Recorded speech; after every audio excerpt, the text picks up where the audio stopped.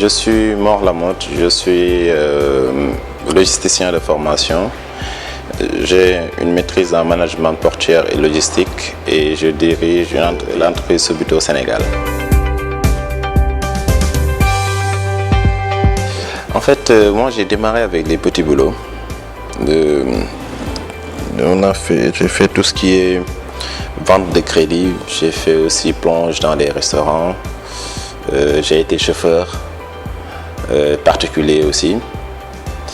Mais je pense que ma première création c'était une copy shop qui était en face de mon école à l'IST en 2007 je pense, c'était en 2007. Hein. J'étais encore étudiant mais j'avais une copy shop juste en face de mon école. Ça je pense que c'était ma première entreprise. Sinon j'ai essayé d'autres choses, hein. J'ai essayé l'aviculture, j'ai essayé la vente de fruits et légumes. Donc j'ai essayé beaucoup de choses. Pour la première entreprise, c'était une entreprise d'importation. Je faisais l'importation de légumes. Il y avait beaucoup de flux financiers comme marchandises, mais en réalité, il n'y avait pas beaucoup de bénéfices. Donc moi, je me concentrais de ce que je recevais comme argent et en réalité, je m'en suis pas du tout sorti. J'ai même des dettes par rapport à cette entreprise-là. Et c'est des dettes très importantes. Subito est un mot italien qui veut dire rapidement. Nous sommes une entreprise de multiservices. Nous faisons les services de taxi. Nous faisons aussi la formation pour les chauffeurs. Nous faisons également le placement et nous faisons la publicité aussi à bord de nos véhicules. J'ai démarré il y a juste une semaine avec 3 taxis pour lancer un peu la phase test.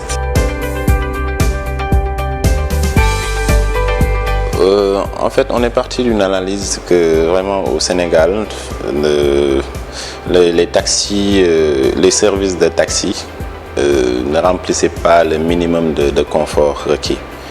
Et aussi le comportement des chauffeurs était un peu alarmant. Donc on a fait une enquête par rapport à cela. On a demandé aux gens ce qui les dérangeait un peu dans les taxis, ce qu'ils pensaient en fait dans les taxis. Et ce qui sortait le plus, c'est l'état du véhicule et le comportement du chauffeur. On a fait un service en nous basant sur les besoins réels des populations. Et on est arrivé à un service où vous avez vraiment un taxi confortable, climatisé. À bord, vous avez la connexion Internet illimitée, 3G. Vous avez la presse pour vous informer aussi. Et également, vous pouvez acheter des cartes de rechange via une application à bord. Vous pouvez aussi faire des envois et des retraits d'argent. Le secteur du transport, je dirais que c'est un secteur que je connais très bien parce que même en étant étudiant, j'avais un taxi qui me permettait de payer mes études. D'ici décembre 2016, on aimerait avoir au minimum 50 taxis. On va signer des partenariats avec déjà des propriétaires de taxis, ceux qui ont déjà un taxi et qui souhaiteraient collaborer avec nous, parce qu'on a une offre vraiment qui pourra les satisfaire. Voilà. Parce que nous, au sein de Subito, nous voulons louer des véhicules déjà qui ont une licence de taxi et tout, et nous occuper de tout ce qui est réparation et entretien. Donc le propriétaire n'aura juste à attendre la fin du mois pour toucher son argent, quoi.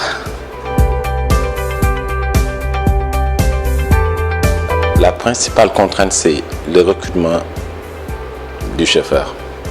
Parce que quand on a voulu mettre ce système avec autant de sécurité, il y a vraiment des chauffeurs qui n'étaient pas du tout pour ce service. Ils te disent oui monsieur, je comprends le service mais carrément je ne peux pas le faire. Ça ne m'arrange pas. En fait c'est les termes même qu'ils utilisent. Ça ne m'arrange pas.